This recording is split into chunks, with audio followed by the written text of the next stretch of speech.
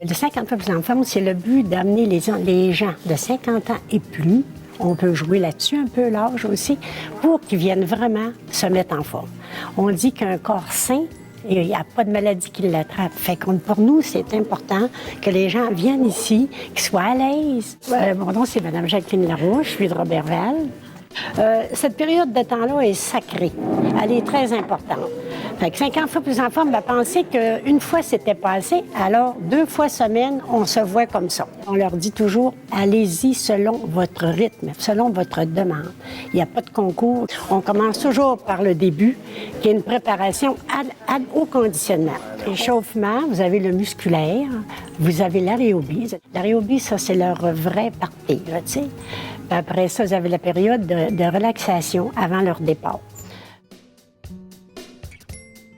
La personne qui bouge, la personne qui se tient en forme, n'a pas le temps de penser à ses malaises. Les gens qui sont venus une fois sont restés. Ils ont le choix, tu sais, ils ont le choix même de la journée qu'ils peuvent venir. Fait que c'est important, c'est pas juste le matin, ils peuvent venir à l'heure de l'après-midi. Non, je vous dirais que c'est très... moi, 50 fois plus en forme m'a fait prendre le goût vraiment du conditionnement. Souvent, viens, puis essaie-là 2-3 fois avant de payer. Essaie-là viens à 2-3 exercices avant de payer. Je vous dirais que ça répond très bien. Le contact humain est très important pour l'État. Au complet, pour la santé aussi. Souvent, les femmes et les hommes sont seuls dans leur maison. C'est une sortie. Des matins que je les observe, sont toutes maquillées pour venir prendre du conditionnement. C'est ça, là tu sais, puis toi, tu les regardes, tu trouves qu'ils ont l'air plus en forme. Tu trouves qu'ils ont changé depuis qu'ils viennent ici. Ils sont plus souples, sont plus... on dirait qu'ils ont rajeuni. Ah, bien, j'aime le social, mais j'aime aussi être en forme. Ça garde jeune. Ça fait du bien. Ah oui, moi, je suis récompensée. Oui, parce que moi, je suis asthmatique, puis l'an passé, j'ai fait une phlébite. Alors, l'exercice est bien important. On veut se garder en forme, on veut se garder jeune encore, alors il faut faire de l'exercice. C'est une amitié qui se crée aussi.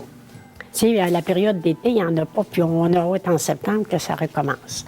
Les gens recherchent la simplicité dans tout. Ils peuvent être habillés de n'importe quelle manière. Tu n'es pas obligé d'avoir le kit, là, tu sais, dispendieux. Ils sont bien. Je trouve que c'est important. Moi, 50 fois plus en forme m'a fait prendre le goût vraiment du conditionnement.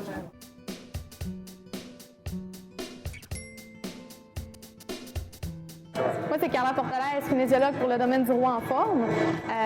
Dans le fond, moi, je m'occupe des gens en maladie chronique. Donc, j'ai un volet dans mon travail qui est le cardio-actif. Donc, je m'occupe des gens, justement, qui sont maladies cardiaques, qui sont atteints de diabète ou de MPOC, maladie obstructive chronique. Donc, en fait, on fait de l'entraînement ici avec eux. Pour les cours, comment ça fonctionne, c'est que les gens arrivent, il y a tout le temps une infirmière présente avec moi. On commence par des exercices de cardio, donc de la marche ou du vélo, ils ont le choix. Puis par la suite, là, pour les 20 autres minutes, on fait un peu de musculation pour renforcer la musculature. Puis c'est tous des exercices qui sont fonctionnels. Donc, tu sais, c'est tous des exercices de la vie quotidienne. On a besoin de travailler tel muscle, puis c'est des exercices qui sont complets. Par la suite, ben là, on fait de la relaxation. Donc, les gens pratiquent la respiration profonde pour se détendre quand ils ont des moments de stress. Puis on finit par les étirements. Jean-Paul Simard, je demeure à Roberval. Je suis venu au monde le 24 janvier 1928. J'ai eu des problèmes cardiaques. J'avais des problèmes de genoux. Alors, j'étais obligé de marcher avec une canne. J'avais des difficultés à me tenir debout. Je n'avais pas vraiment d'équilibre. Alors, en 2010, j'ai fait une crise de cœur. Ce que j'ai aimé dans les autres, c'est qu'elle m'a évalué. Elle m'a posé toutes sortes de questions. Alors, elle est en mesure de savoir ma faiblesse, mes capacités. Et on a très bien surveillé ça. Alors, si j'ai tout ça aujourd'hui, c'est grâce à elle. Je puisse rester chez moi, me faire manger. Je fais mon lavage. J'ai une femme de ménage qui vient le mercredi. Moi, ne reviennent pas. Le monde me rencontre, parce qu'ils me connaissent tout à Roberval. J'étais longtemps là. Mon Dieu, tu as l'air bien jeune. Je me demande quel âge que j'ai. Ils me disent que je suis 70, 72. J'en ai 85. Alors, ça prouve. Mais dans le fond, l'objectif, c'est de leur réapproprier leur santé. Moi, j'ai eu une maladie cardiaque. Je peux aller de 80 à 100 battements par minute. Ben moi, je fais comment pour arriver à ça? Je fais comment pour me redonner la forme? Fait que c'est vraiment que les gens deviennent autonomes dans leur pratique d'activité physique. On veut les rendre autonomes, on veut qu'ils soient capables de bouger pour leur donner beaucoup d'énergie puis leur donner confiance en eux, beaucoup sur leurs conditions. Là. Puis que l'exercice soit sécuritaire aussi. Il faut qu'ils l'intègrent à leur vie de tous les jours. Puis il y a des gens qui ont déjà des bénéfices, ils sont capables de marcher, de monter les escaliers, une jambe à la fois au lieu de 2 jambes tout le temps à la fois. Il y a beaucoup de gens qui ont des bénéfices là, à la maison. J'ai une madame, elle est capable de passer sa balayeuse tout d'un coup au lieu de la faire en 3 fois avec des temps de pause parce qu'elle était trop fatiguée. Un monsieur qui tombe sa pelouse puis qui ne le faisait plus depuis quelques années. C'est plaisant de voir que ça les aide dans leur vie quotidienne. C'est plein de petites victoires que les gens ont. C'est sûr que c'est valorisant. Quelqu'un qui me dit je suis capable de mettre mon bas sans m'asseoir debout. Donc moi, c'est excellent. Hein? Je suis très contente puis je suis fière d'eux autres.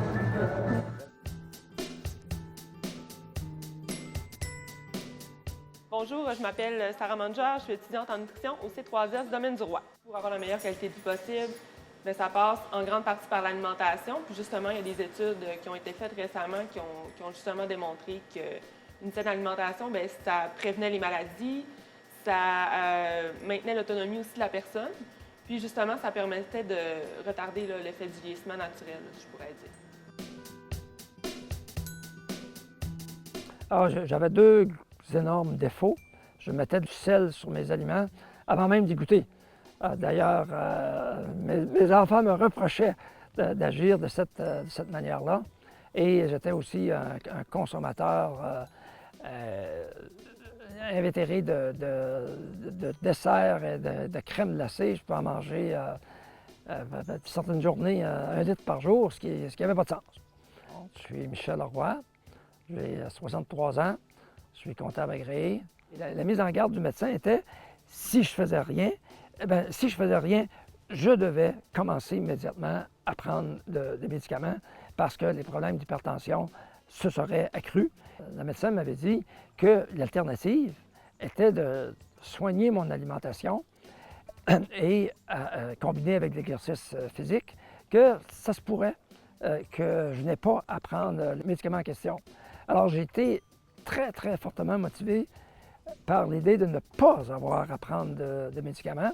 Et j'ai coupé d'une manière drastique sur le sel, au point tel qu'aujourd'hui, il y a certains aliments préparés qui contiennent beaucoup de sel et je semble percevoir le goût du sel. Et autant je le percevais comme étant bon au goût, ben maintenant, le sel me répugne un peu, probablement parce que justement, je sais que c'est mauvais pour la santé. Puis au niveau du sucre, ben, j'étais un très gros mangeur de dessert. Je suis encore un mangeur de dessert, mais avec plus de modération. Puis là, ben, au niveau de la crème glacée, ben là, ça a diminué de beaucoup. De telle sorte qu'environ 6 mois après avoir eu ma visite chez le médecin, on a eu de nouvelles prises de sang. Et là, mon bulletin de santé était extraordinaire. Mon bulletin de santé avait épaté le médecin. Le secret, c'est la volonté et l'aide du conjoint y est pour beaucoup. Ma petite victoire à moi est que je vis très, très bien sans médicaments présentement.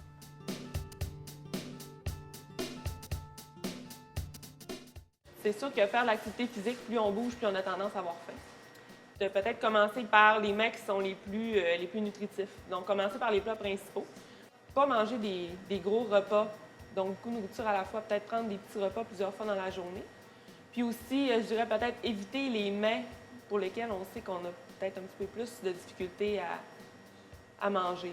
Les personnes, justement, qui ont un petit problème au niveau de leur goût, leur odorat, tout ça, je trouve que la nourriture est fade, peut-être rehausser avec des épices, des fines herbes, pour donner un petit peu plus de goût à la nourriture.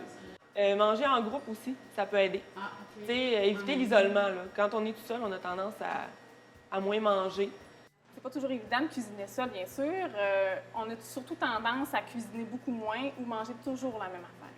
Sauf que c'est important de ne pas s'empêcher de faire des recettes qu'on aime pour autant.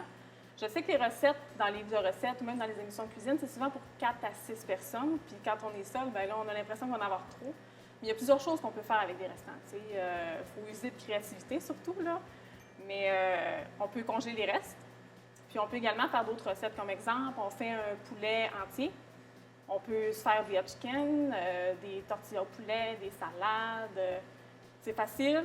Puis en même temps, on peut aussi aller voir dans des livres de recettes. Ça donne souvent beaucoup d'idées pour diversifier. Bonjour, je m'appelle Émilie Tremblay. Je travaille pour Domaine 0 en forme. Je suis technicienne en diététique.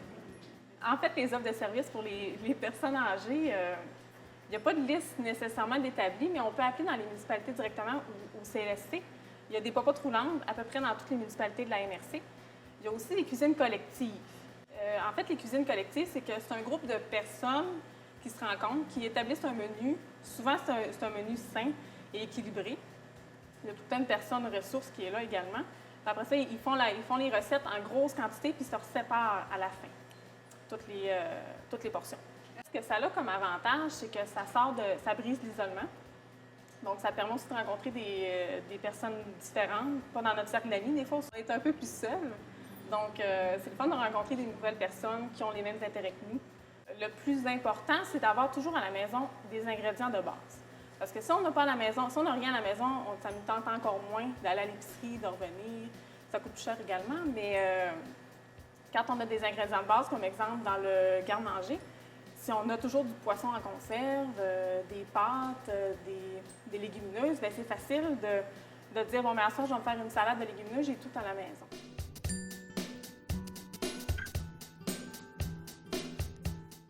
Bien, c'est sûr que c'est normal de prendre du poids en vieillissant avec la ménopause, tout ça. Sauf que c'est évident que si vous prenez 10-20 livres de plus que votre poids que vous aviez, là, c'est évident qu'on peut peut-être avoir des problèmes. C'est comme diabète, hypertension, les maladies cardiaques. Ensuite, il y a peut-être même des maladies respiratoires qui peuvent apparaître, là, tout dépendamment de la quantité de poids qu'on prend aussi. Là. Par exemple, si on prend 12 livres, c'est pas la même chose que si on en prend 20 ou 25. Il faut quand même faire la part des choses là, à ce niveau-là. Sauf que j'ai quand même une bonne nouvelle. Les personnes, en fait, les personnes qui vont prendre un petit peu de poids pendant leur ménopause ou en vieillissant, je parle un petit peu, de 5 à 10 livres environ, bien, il y aurait tendance à être en santé plus longtemps puis à vivre plus longtemps aussi. Les personnes âgées, c'est une tranche de la population qui sont quand même susceptibles d'avoir des petites carences au niveau de leur alimentation, si je pourrais dire. Puis, justement, ces carences-là, bien, ça peut jouer sur leur autonomie, sur les maladies, etc., sur la qualité de vie. Les suppléments alimentaires, ça peut être d'une très grande utilité, justement, surtout quand les personnes ne rencontrent pas leurs besoins. Mais sauf que c'est important de se rappeler que c'est pas un repas, c'est vraiment un supplément. Donc, la personne, quand elle prend ça, il faut qu'elle, justement, elle mange quand même son repas. En fait, ce qu'elle est capable de manger dans son repas. C'est vraiment un complément, si je pourrais dire. Pour les personnes âgées, le calcium, la vitamine D, c'est important pour les os parce qu'on sait que l'ostéoporose, c'est quand même un problème qui est présent. Ensuite, il y a le calcium, la vitamine D, on trouve ça entre autres dans les produits laitiers. Ensuite, il y a la vitamine B12 aussi, qui est une vitamine qu'on n'entend pas vraiment parler, qui est présente dans les produits plus d'origine animale, là, la viande, les œufs, tout ça. Ça, c'est vraiment, quand on vieillit, cette vitamine-là vient à être moins bien absorbée. Donc, les personnes âgées sont peut-être plus à risque d'avoir une petite carence à ce niveau-là.